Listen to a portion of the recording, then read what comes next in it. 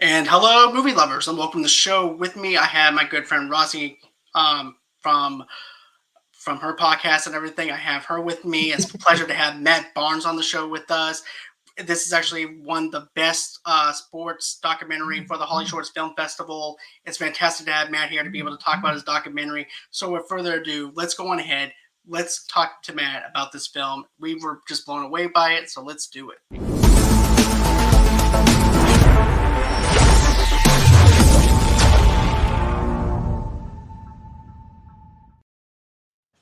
Hey, And hey, Matt, how are you?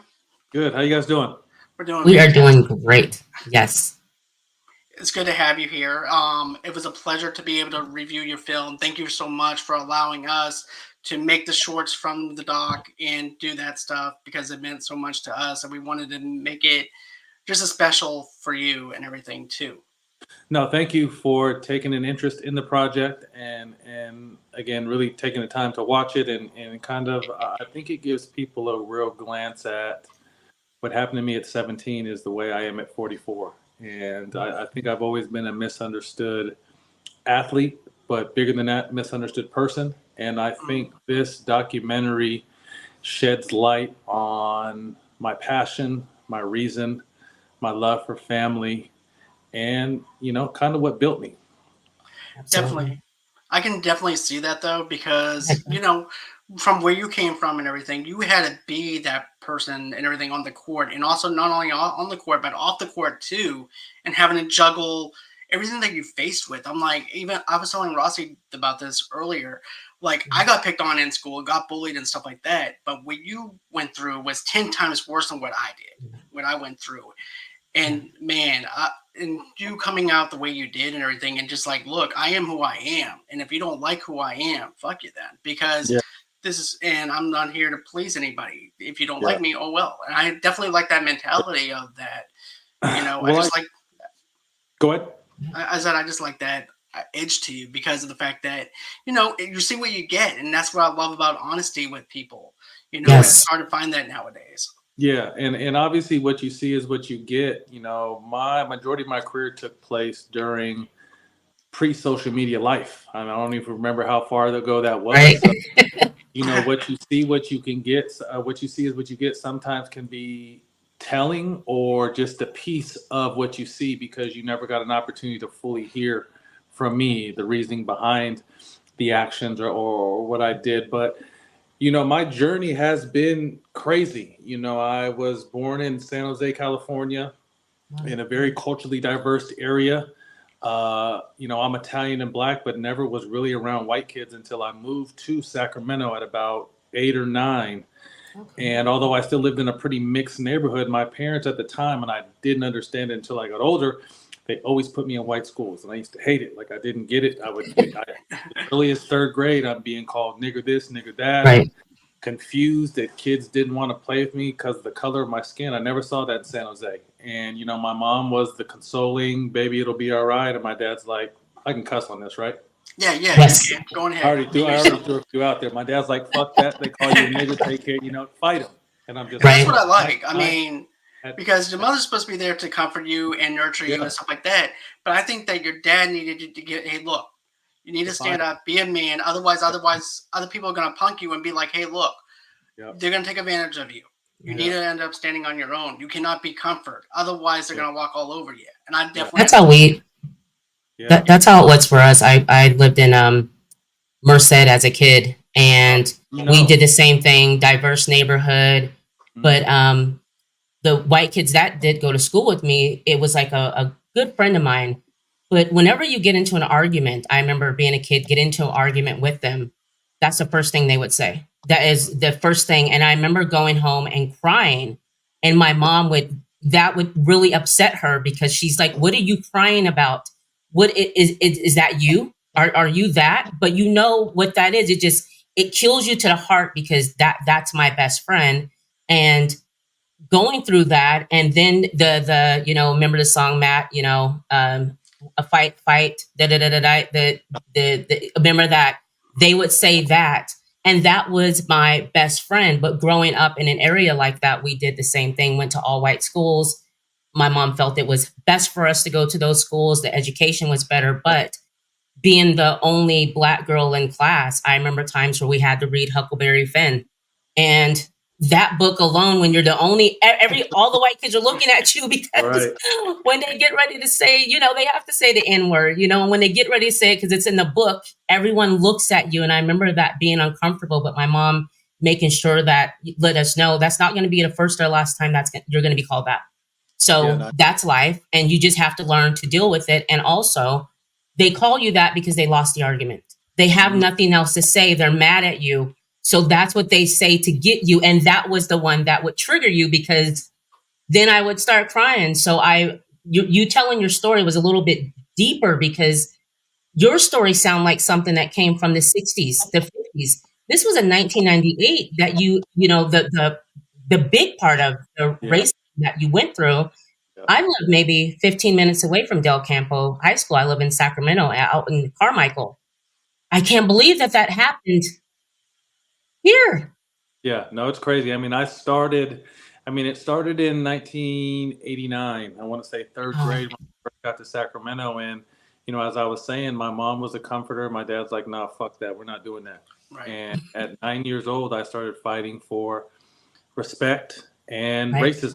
And I just didn't get it, but I was okay. As long as I knew I wasn't going to get whooped for getting suspended. Yeah, right. That gave me the green light. I was all for it. And it maybe took third grade, the beginning of fourth grade, and then after that, never saw it again or never felt it again in my close circles. I'd say my schools and stuff like that. I fought my way to acceptance and literally still have friends from third and fourth grade that I stay in contact with. And again, along my journey, as you saw in the film, we would go to some of these cowboy high schools, Casa Roble and Nevada Union, and the words would fly. And I remember one particular incident where they showed in the film with the guys that were throwing the bananas, me and my dad.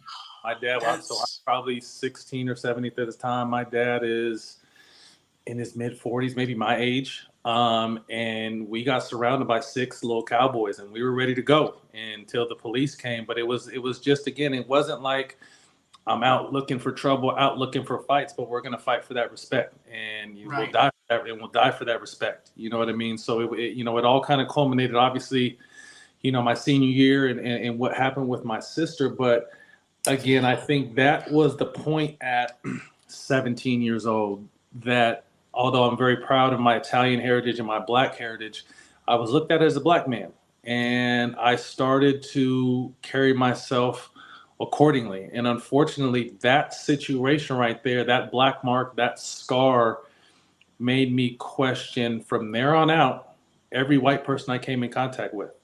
You know what I mean? And it was and don't get me wrong, some of my best friends are white. I have white relatives.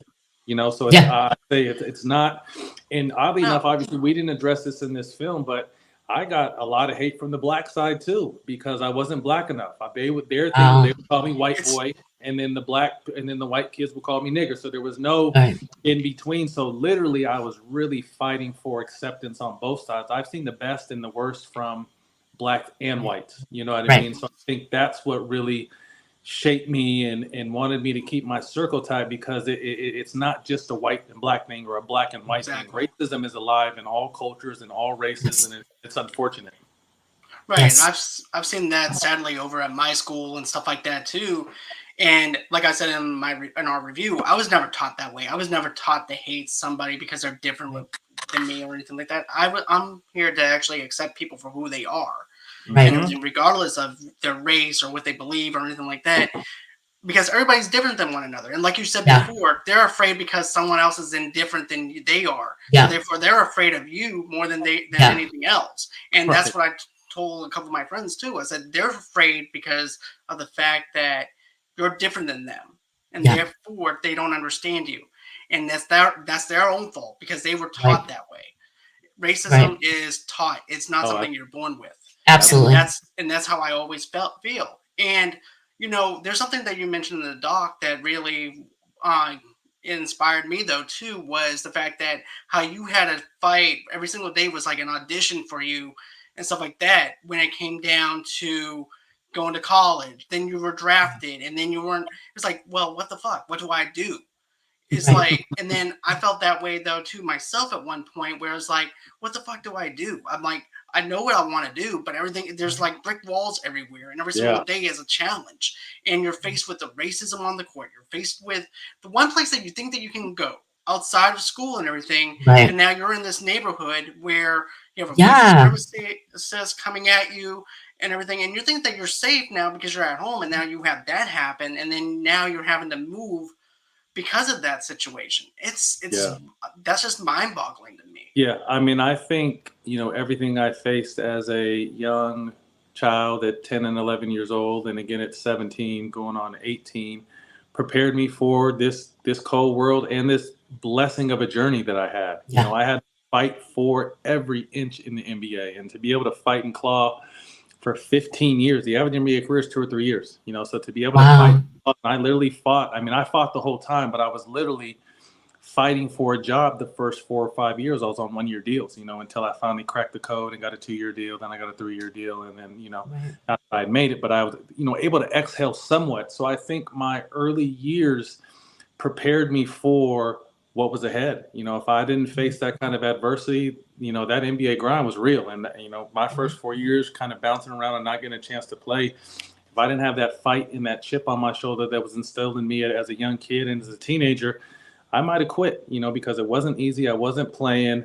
It just wasn't fun. I mean, I even had thoughts of possibly going to play football because football is my first sport. But I think Right. everything that led up to that point had prepared me for this grind. And like you said, there's walls everywhere, but fuck it, I'm gonna break that wall or climb over it because I know that I belong here. Exactly. I have a question. How hard was it for you to, when you left Sacramento and you graduated and went to UCLA, with all the history that you had in Sacramento, how hard was it for you to come back to Sacramento with the trauma that you experienced? That's a good question, and this answer might shock you, but when I came to LA, I was a fish out of water. I wasn't ready Okay. for LA lifestyle. I mean, I'm a small town guy, you know what I mean? Right. So every weekend, luckily my roommate was from the Bay, so we would find a way. Probably my first Okay. year and a half, we're trying to get back to Sacramento as often as possible because Okay. although I did have a few unfortunate incidents, I still had a nice circle of white friends and, a Okay. few black friends mixed in that loved me and cared about my well-being and really cared about the person, not the athlete that they'd grown up with Right. and that, someone that was going to college now. So I actually found my way home a lot of times during my first few years because I was homesick. Even though crazy Okay. stuff happened at home, it was still home. It probably wasn't until maybe going into my sophomore year, junior year, where I got really comfortable in LA. And unfortunately, I've never really, I would stay in Sacramento a couple times in the summer, but I found so much comfort and diversity in LA that I never left LA. Okay. Okay. Okay. I like that whole entire idea of, you're a fish out of water. You're in a small town, and it's like, okay, this is a little too. I bet the anxiety of that is like a little too much at one time to Yeah. absorb.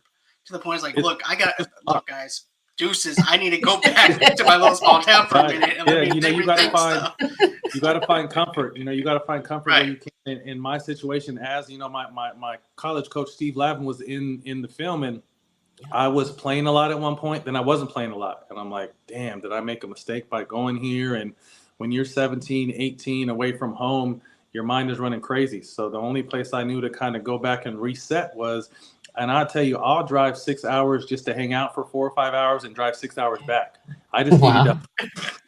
okay, I I'm don't blame gone. you. You know what I mean? I needed a quick reset. Sometimes my trips, I would drive longer than I'd be actually in Sacramento, but I just needed Okay. to get back there to kind of reset, feel some real love. All right, and Right. and then I wasn't raised to be a quitter, so get your ass back to LA. Okay. But here's the thing, though. I think that with you not playing as much, it makes you that much more hungrier on the court. Yeah. So whenever somebody wants to go in ahead and punk you or whatever, it's like, you know what?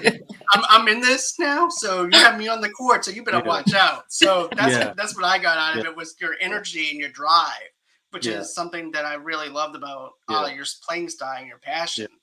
Yeah, guys may have been more talented, but I would say no one played with more heart and had a bigger chip on their shoulder than I did. I was skilled. I was someone that could do a little bit of I did everything, but I wasn't great at anything. So I can really put me anywhere, and I'm going to make it work because I was a dog. But like the one thing that I had some bumps early in the NBA where who's this light skinned guy with good hair and tattoos? Oh, he must be. Here it is. It's almost like I'm back in third grade again. Like, okay, this is what I have to do to show that I belong. This is what I would do. So, but like I said, I was prepared for whatever it took because it was either going to be me or them. You know what I mean? And I knew that I worked my butt off for this thing. This was my dream, and no one nor thing was going to get in the way of that.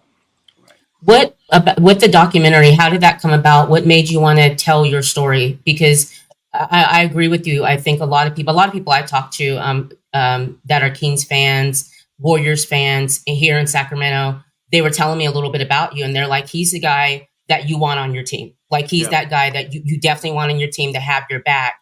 But what made you want to tell your story in Black Mark? I think it was just such a crazy experience, for you like you said, you hear about this kind of shit in the 60s. You don't hear about it in the late 90s going into the 2000s. Like you would think all that stuff was gone. So I think that it was just such a crazy experience, and my disdain still for the principals and vice principals that were cheering when I was winning championships and breaking records in football. But when I told them what happened, they didn't believe me. You know what I mean? So it was like I don't even know where they're at and if they're still alive or not. But a lot of people in Sacramento remember that. And I just really wanted to kind of tell the full story because obviously that was something the Sacramento Bee covered and the news covered. They never really heard it from me and how it made me feel and how it made my sister feel and how it shaped at 17. Like it put me on a whole different path in life. You know what I mean? So I just felt, I met a guy, Nathan Elliott, from a mutual friend of mine. He came to New York and just a really cool, business savvy, let's do some stuff together. So we started working and we just kind of started talking. He's from Canada and I'm, from Cali, and we just kind of started talking. And I, briefly touched on, I had a crazy incident in higigh school and kind of told him the details. Like, we got to make that. I was like, shit, do we? Okay.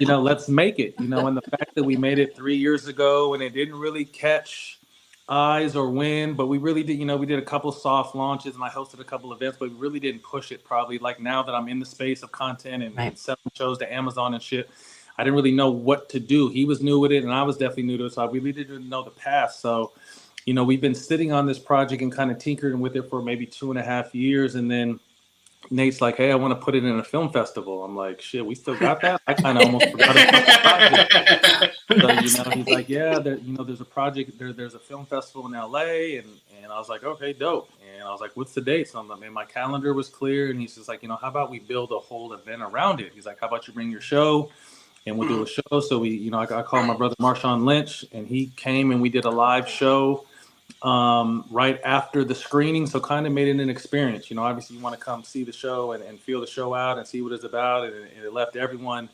everyone loved it. But then right after that, we followed it up with an amazing, a sit down interview with, a legendary running back that'll be in the Hall of Fame next year. So we really wanted to make an experience.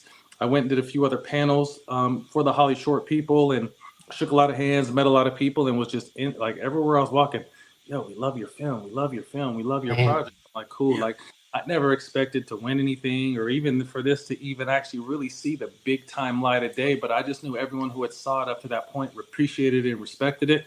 So that was kind of my thing, especially with the political climate right now with Kamala and deciding what issue. And to me, none of that shit matters. You follow politics, you follow it. It shouldn't matter what color someone vote on them or not. But I just thought it was an interesting time when it kind of hit, because that's something I've been facing my whole life. I'm not black enough. I'm not white enough. And then you see it on the highest level for the highest honor in our country. Like, woman's not black. She's this, she's that. And I'm just like, this is crazy. It's the same thing too. Like when Obama came in and stuff like that too, where we actually see that too. And if you think too, I mean, they called Obama the first black president, but he's biracial. Like it's you're black or white. 99% of the time, if you have a drop of black blood, you're black. But now it's different. Like when it really matters. Okay, so who is she? So I just thought it was, a good it won, and it's just a really it's a hot topic, unfortunately, right now, which is stupid, but it is. And I Yeah. just thought it'd be a great time, for it to hit, and it hit, and it did what it was supposed to do. And to me, I just want to let people know, because there's a ton of people who've had black market experiences. They're not alone. Yeah. At the end of the day, Right. they're not alone. And I think that Well, anybody can go relate ahead, to John. this. Go ahead. I think that's the beautiful thing about your film, though, too. Anybody can relate to this, no matter Yes. what race or color or anything like that, Yeah. too, which is fantastic. Because I could relate to several different things in this film. Matter of fact, at work, I watched your film about 8 times, just letting you know, just so Yeah, I right. can. But I always catch something new. This film sticks with me, and stuff like that too. And I just want to say you guys did an excellent job with it. And I know Rossie wants to talk about the music choices and how Yeah, you of lined it course. up. I have to. Because Yeah, I have going ahead. to. When I watched the film, first of all, opening up with Tupac, staring in my rear view, I'm like, okay, all right. And then I have to say, I was telling John, people can use Tupac in their movies, whatever, but the way that you used him, the way that you used the when he used to go off about what's going on in the streets, the police, everything, it fit your film so well. Every song that you use fit your film. The staring in my rear view, California Love, when Dear Mama hit that, I just lost it right there, because the story that you're telling behind that. Obviously, I saw your Tupac tattoo, which is dope as hell. How much did Tupac inspire you? Oh, huge. I mean, he's, unfortunately, one of the guys I'm great friends with Snoop, got a chance to meet Dre, Right. Miss Pac, you know what I mean? And he's always been a huge inspiration for me, wise beyond his years, and Yes. some people. And, somewhat misunderstood, because you'll catch him Yes. slipping and you'll think, oh, he's a hothead, but really has a song for every single emotion. So, luckily we came across the Tupac estate. I randomly met him in New York, on an elevator. Wow. I was meeting with the people of power, because oddly enough, we were at the time trying to make the Suge Knight story, and I was meeting with the power. Wow. I hopped in the elevator, and one of the ladies saw my hand, and like, oh my God, is that Tupac on your hand? I'm like, I'm a huge fan of Tupac. I'm like, oh, this is Tom Wally. He runs the Tupac estate. I'm like, get the fuck out of here. So it was just a great exchange. I think I got one of the ladies' numbers that night, and just kind of I'm like, damn, this is the Tupac estate. Like, if I ever reach out, it has to be for something that is really, really important. So we started making this, and I told my partner, Nathan, I was like, I got the Tupac estate. I don't know what they'll do. I think they like me, but I don't know if they'll let us. So, we took a shot in the dark, and they allowed us to utilize his name, and even have him talk in the background, obviously. Yes. Oh, wow. So, there's a lot of people that are able to use Tupac, but sometimes it's not done the right way. But I was happy. Exactly. Right, because bless the project. Right, because Yes. I've been seeing stuff like, in movies and stuff like that, they have certain music in there just for the sake of having it in there. Yeah. And then sometimes too, they buy the song and then but I also like how protective some of the people are for the rights and everything. Yes. It's like, well, what are you going to use this for to incorporate this in?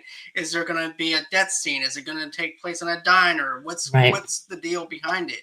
Because I've been seeing a lot of movies and where it actually takes me out of the element of, well, you just put that there just for the sake of putting it there. But like Rossie said, you have everything lined up to a T, to the point where it's perfect placement for every single thing you did. Even when you had Will Smith getting jiggy with it as well. Yeah. Like, it made sense. It flashed back to my days because I was preteen and everything, man. Like, music is the soundtrack to all of our lives, and we can all hear a song and go right back to that year, or right back. Absolutely. And in the very beginning, when we shot that thing in The Mandalorian, I'm just like, holy shit, like this music, this energy, Clinton, everything is taking us back. And I don't know if you guys caught it, but I had a 1998 Mercedes that I was in. That little drop top Mercedes was a 1998 even though I was in it like a I was in a night, like, so we really tried to capture. I even wore a flannel to kind of capture that energy in that time.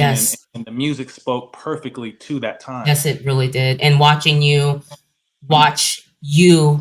with the controversial stuff, the games, and then what Tupac playing was great. And then the at the end, I think it was the rose that grew through concrete. I mean, that's where I lost that. We're talking through the review, and we get done with the review, and I'm sitting there wiping tears because every time you hear that poem, it's it hits you because it is that, and I feel like that was great for you because you were so rough and just controversial, but you were that rose that actually made it through and grew through that concrete. And like Tupac said, with the leaves are all messed up, people don't notice, but look where it came from. So you wrapped that so nicely. Grew. The fact that the rose grew, it's crap. I mean, I've just been through, you know what I mean? I think again, and I thank my parents so much. Obviously, my mom not being here, but my dad still being here. Like, I came from a fucked up childhood. Both my parents were functioning drug addicts, and there was abuse, and there was violence, and there was a lot of different shit. But I could have went the wrong path any time, and the fact that they put me in schools that I hated at the time, but I'm so thankful now because I'm someone that could be in the hood smoking a blunt on the corner, or I can, President Biden sent a G5 for me with 12 hours notice because he's like, hey, I love your show, and we need your demographic to come out and vote. Will you walk the streets of Miami with me? So it's just like I'm good in the White House and I'm good on the streets, and I probably wouldn't have had that opportunity if I would have went to the local schools where all my friends went early on. So it's just like I've been through so much, but at the same time I'm well spoken. I can do everything I need to do, but I don't think I would have had the versatility in life if my parents didn't have the wherewithal at the time while they were on drugs to like, okay, well, we feel he's special. We feel these kids are special. Let's not allow them to be in this environment and just sit here and do nothing. We're going to put them in a place where we know they can excel, even if they don't like it or don't understand it at this moment. Right. And I have a question for you though too. Like, with everything that you went through with the NBA being racial and stuff like that too, because like Snoop said, and I agree with Snoop, the only reason, the only time that they care about you guys is when you're winning, when you're selling stuff, product placement and stuff like that. Off the court, it's like, fuck y'all. But that's not right though. And my question is this: with all that stuff going on, would you allow your kids, if let's say for instance your kids say, hey, look, Dad, I want to be in the NBA. That's my dream. That's my goal. Would you say, well, son, that's great, but let me tell you about my story and let me tell you what to look out for? Or would you be like, well, I don't think you should do that. I want you to follow something else. What would you do? No, I mean, I gave my kids the choice, and I have 6 of them, and another one will be here next week to be our 7th. So I have 4 sons, and then I have 3 stepkids. And my fiance and I allow our kids to choose what that path is, but they're going to have to do something. You're going to figure out you're going to do something. So my twins, who are the oldest ones, are 15 now. They got to travel with me my last 4 or 5 years in the league. So they're in the locker room with Kobe Bryant, calling him Uncle Kobe, and they're in the locker room with Blake Griffin, and they're having shootouts in the Western Conference Finals at practice with Kevin Durant and Steph Curry. So they got to be around the game. So they naturally loved it, but didn't really fall in love with it until they're 15 now. They probably came to me maybe at 12 and a half or 13, like, all right, Dad, we want to start training and get better. So I really feel like now, like, I couldn't let my love for the game push them to do anything.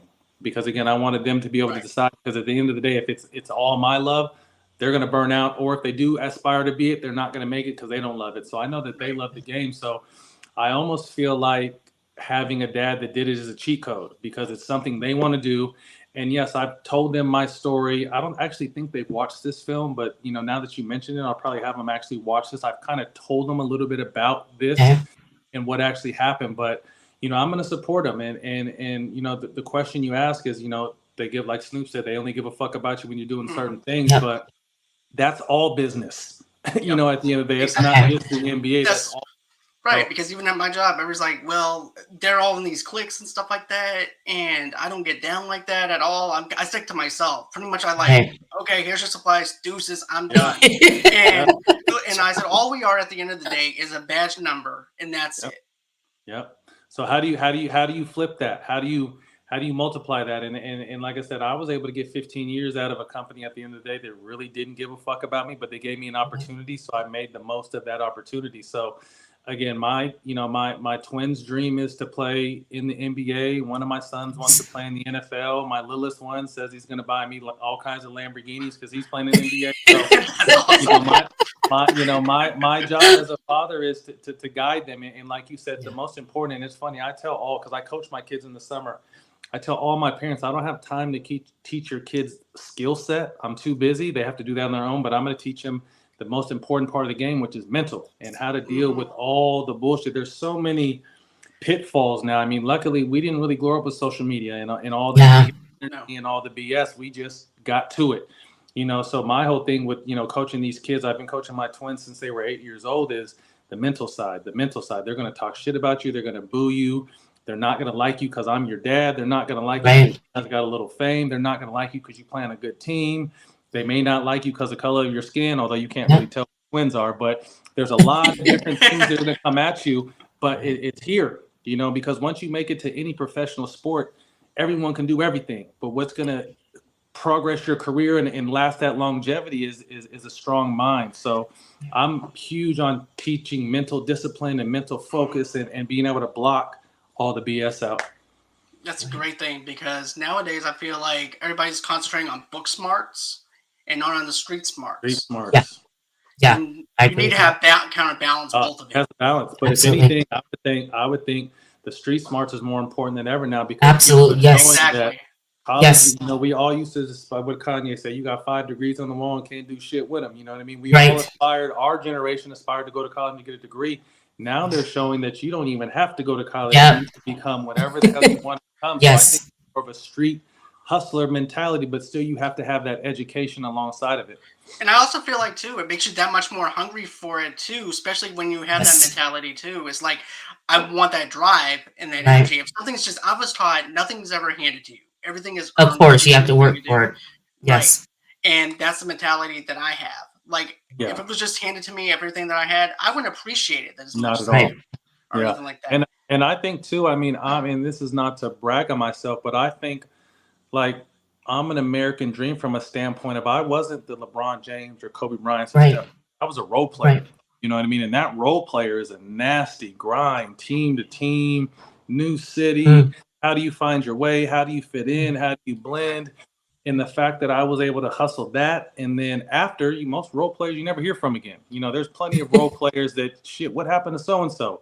Right. But I was able to hustle and use my intelligence and my mouthpiece and play for UCLA, the Clippers, and Lakers. So I was in all these meetings with the biggest people. And when investments came around, I was at the table that all the superstars are sitting at, because I had that hustler mentality. You know what I mean? So I think I'm more attainable than a LeBron James or a Steph Curry. You're more likely to be a Matt Barnes than you are to be those guys, because those guys were, they got hit with the magic wand, and they're not that they don't work hard or anything, but like I felt like I was a blue collar NBA player that even after his career was still able to hustle. And I'm living a new dream. I say for 15 years I got to live my dream out, but now retired, I'm getting paid basketball money to make content and tell stories. I'm like, holy shit! Like, how did I get? Like Tupac says, it's looking into the eyes of the rear view. You're looking at that stuff in the back and seeing what's in front of you and everything.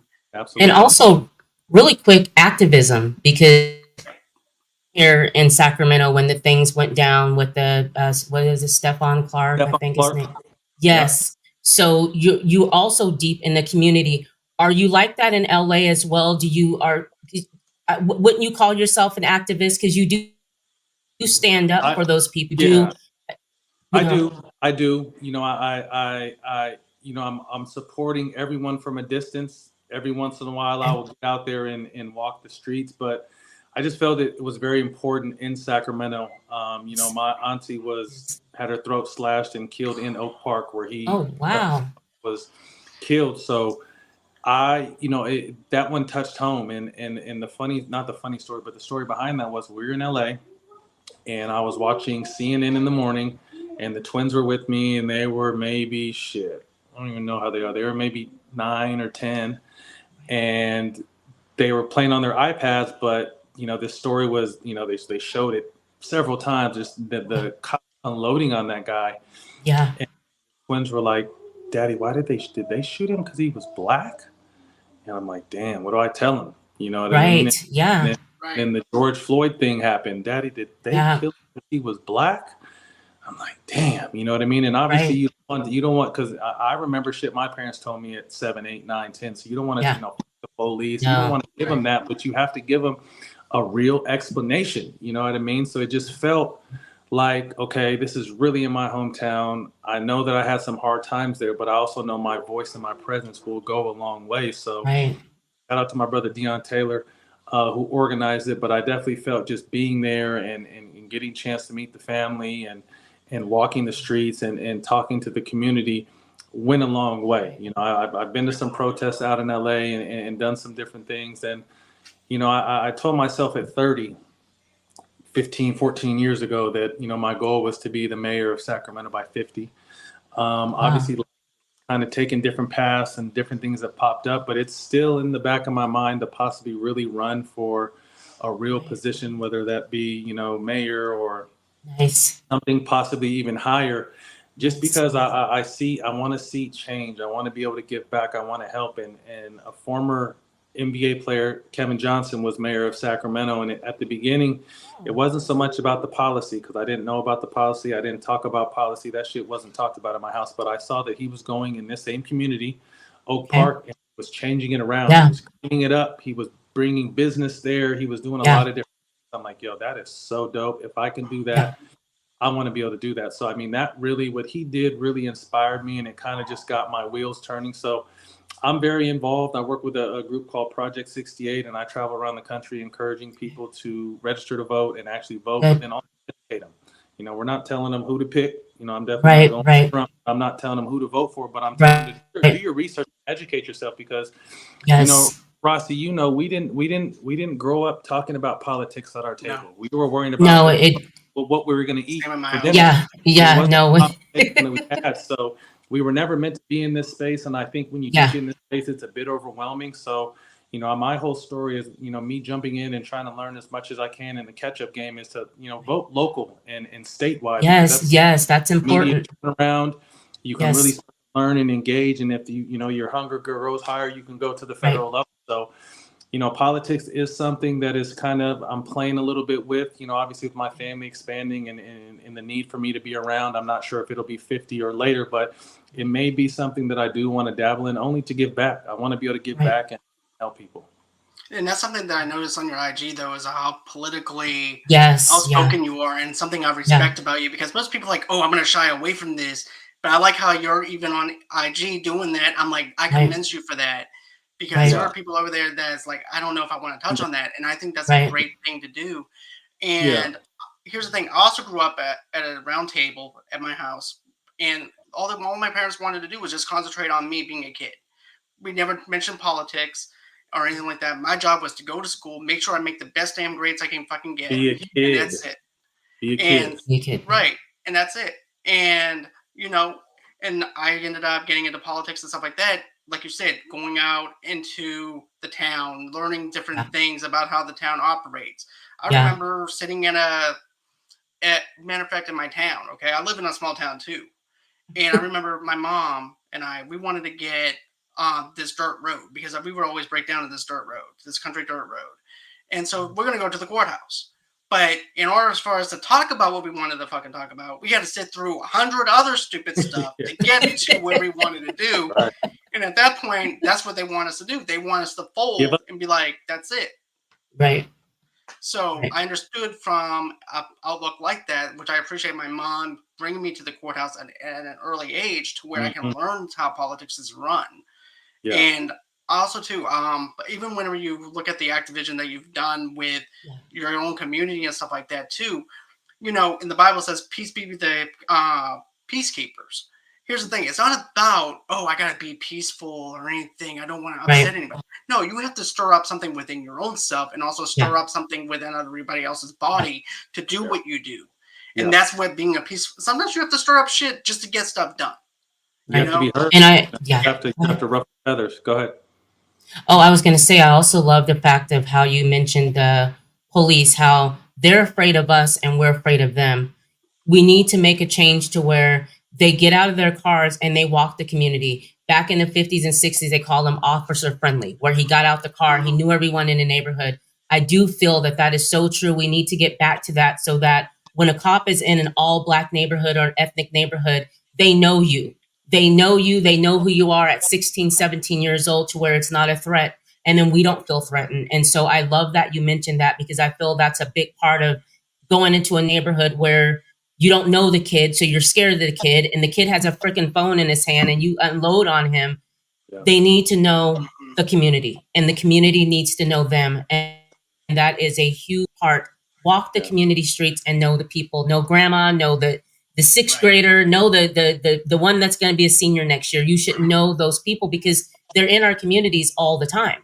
If you can call someone by for like, Trey, quit tripping. You know what I mean? If you can go up there, stop bullshitting. If you can have that kind of relationship, imagine how many lives that can save. You know what I mean? Because like I said, it's not all bad cops, but no, it's not. The bad actions outweigh the good by far, because most of the bad actions, if you're thinking per number, are more on people of color.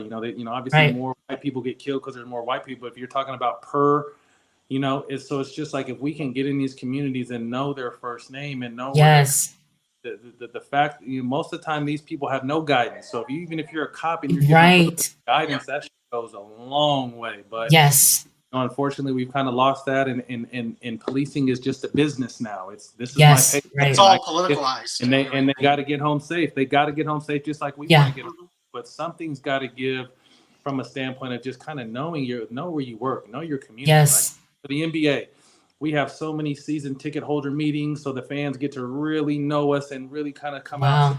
Or we're shaking hands and kissing babies and taking pictures at community events. Like, to me, why can't cops do that? Time, but why not? Why not know your community? If you know your community, you're more likely to proceed with caution and understand who you're dealing with and de-escalate situations at a much higher rate.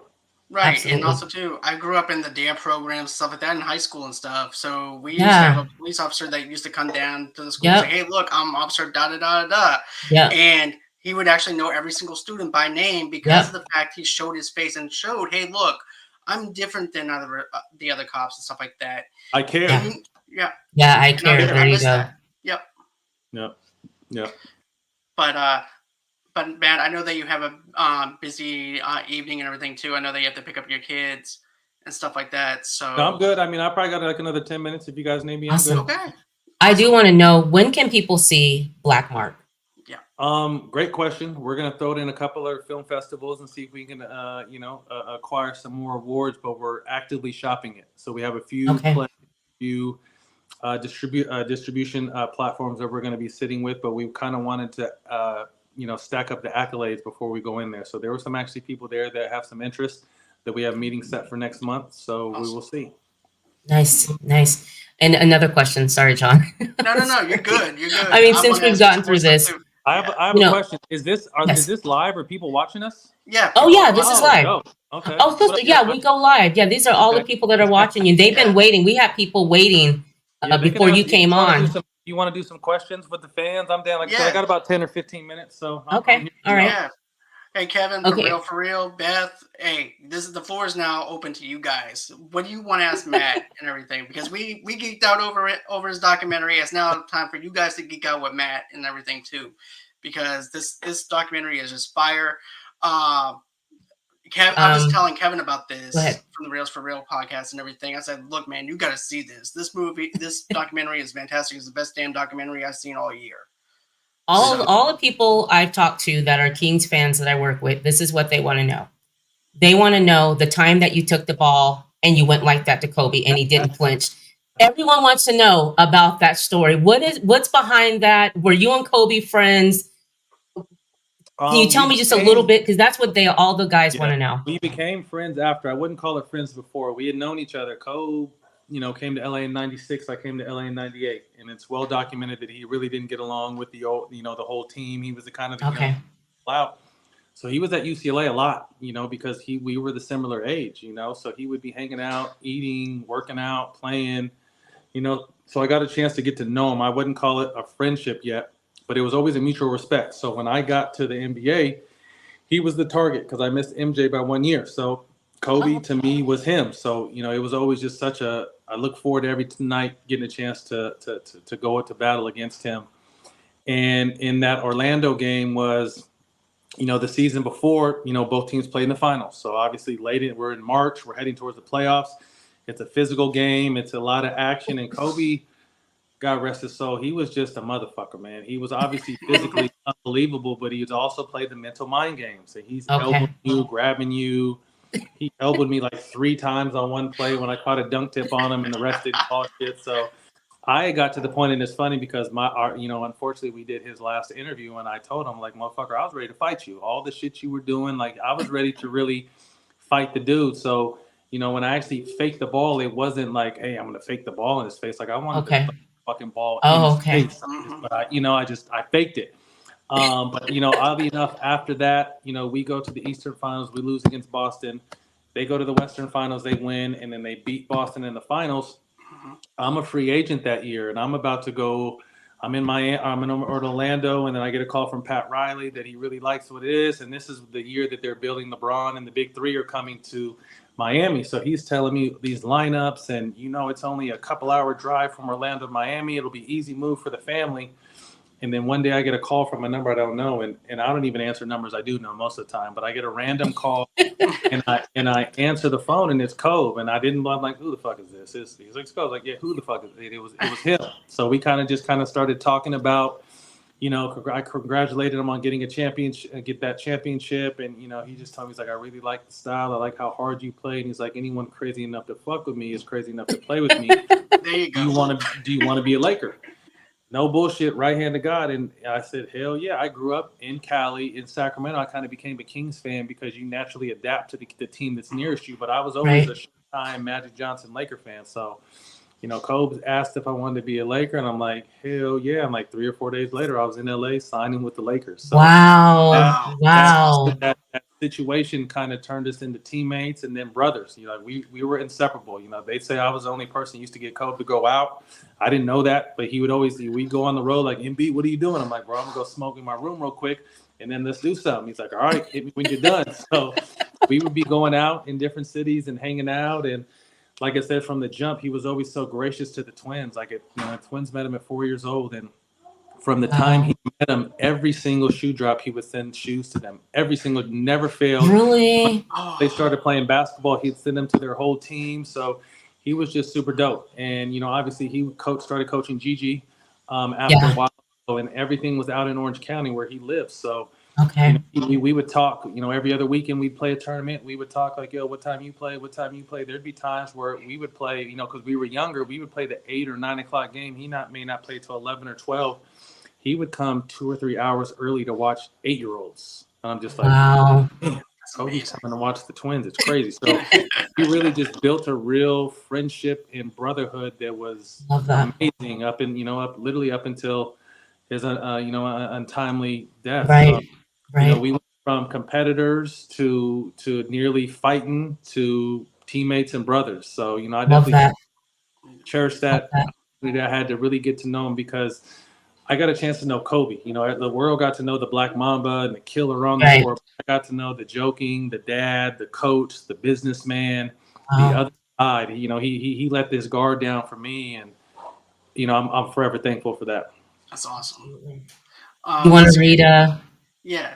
So Beth has a question. I know that you touched on this a little bit, but just briefly, what made you decide to make the documentary? I just wanted to really. I've always been so outspoken, and I don't and people probably didn't know why. So I think I really wanted to be able to show why I'm so pro fuck color, speak the truth. You know what I mean? I've seen the worst of both sides. So it was never. It obviously I speak on racial issues a lot, but to me, it's normally clear cut. It's right and wrong. Exactly. And I'm not always right, but I try to to be right. And I understand that my platform and athletes and our voices, we say something, it can go around the world, especially now. And so I always wanted to be able to use my platform in a positive influence and really help people, educate people, and encourage people. So, when the opportunity came to kind of make this project, I'm just like, let's do it, because I think more than anything, I just kind of wanted to show people why I am the way I am. Why am I so outspoken? Why am I on the front line? Why do I care so much? Why do I talk so much?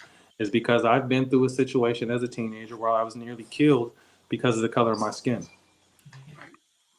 Let's see, Kevin from the Real for Reals podcast. He says, Who's the toughest player you defended? We just talked about it, man. It Yep.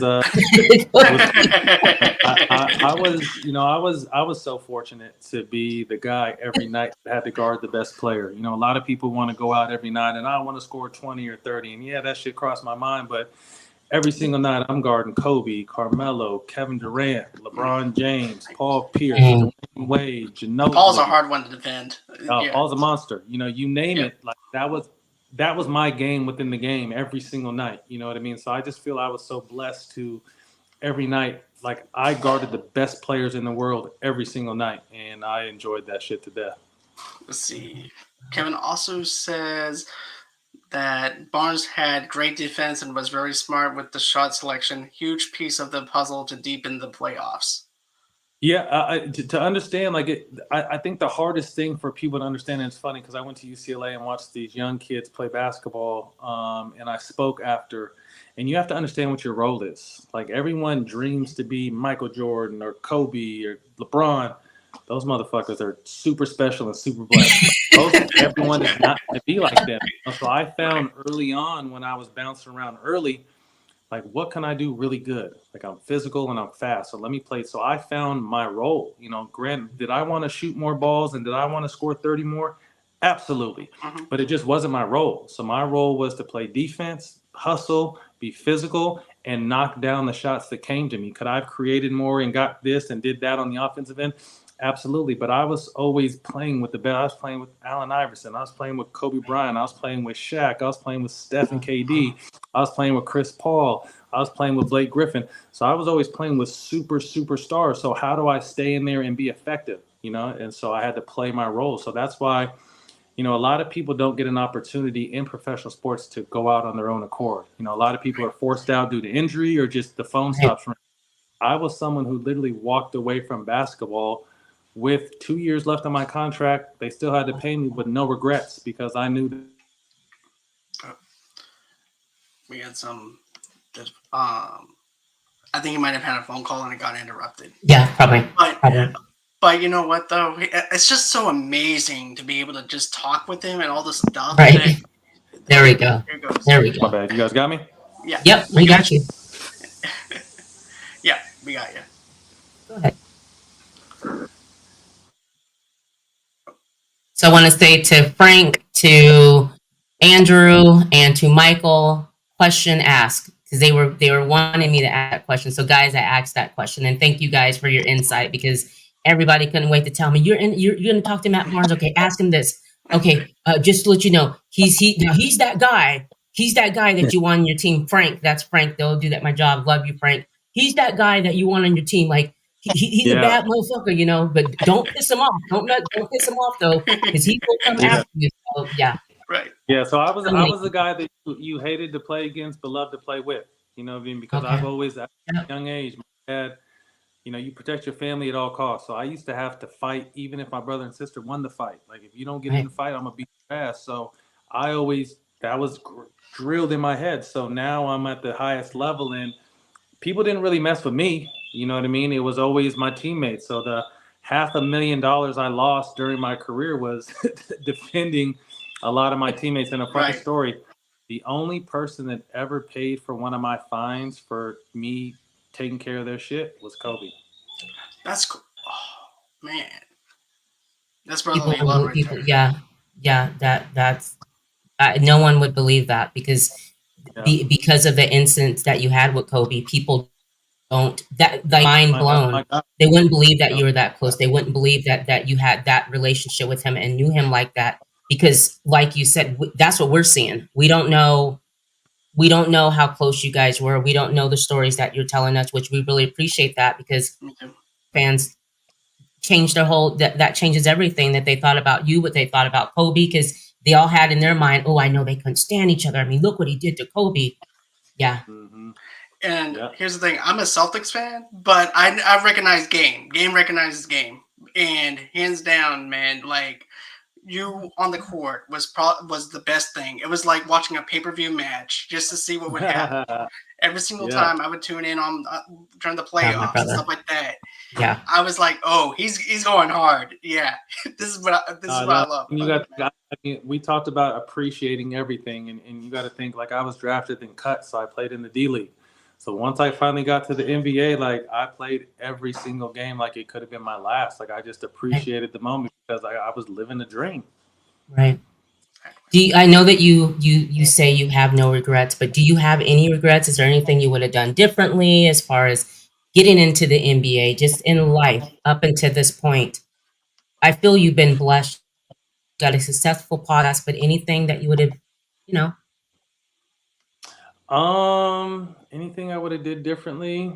Maybe not gotten so much trouble and lost $500,000 in fines. That probably I probably could have used that a little bit when I retired. I But I love just think, that though because yeah, you stood on it, and yeah, that we were talking about that, how you talked about it like, I don't care if it costs me money. If something's wrong, then there's something wrong with that, yeah. and it can I cost always whatever. We looked at, appreciate that. you know, I never looked at anything, and maybe I was crazy to look at it, but I didn't look like, oh shit, you do that, you might lose your career, because it wasn't like I was out looking for trouble. Like trouble found Right, me, and real life right, situations found me. So it's just like, damn, I'm an athlete, but nah, I'm a man first. You know what I mean? right, And I told you at 9 years old, I'm fighting for respect from my right, dad. Like, you don't do it, I'm gonna get. You know what I mean? So it's almost like, right, God damn, all right, get it from both sides. I know I can't take my dad, so I know I can take them. So I'm gonna go ahead and right, do that. So it was from the jump, like respect, and that's why I'm so big on respect now these days. I try to move in silence and peaceful, right, and show love and respect to everyone. And that's why exactly. when you do see me flash,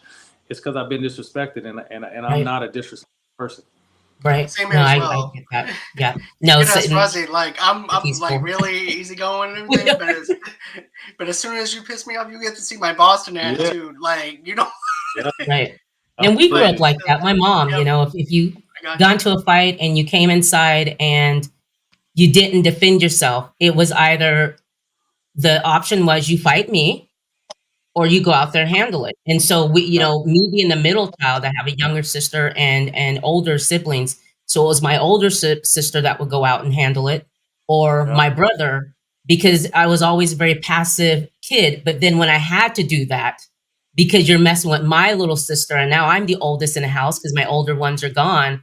I yeah. remember that day. I remember I didn't even know I had that fire in me, but man, when she came home crying from school because some girl said something to her, I remember going to the girl's house and bamming on the door. Just Hmm. had this person in me that I didn't know because I knew I was responsible for her because my mom is gone and I had to do that. And I remember the next day, everyone was like, "Wow, Rossie, didn't know you had that in you."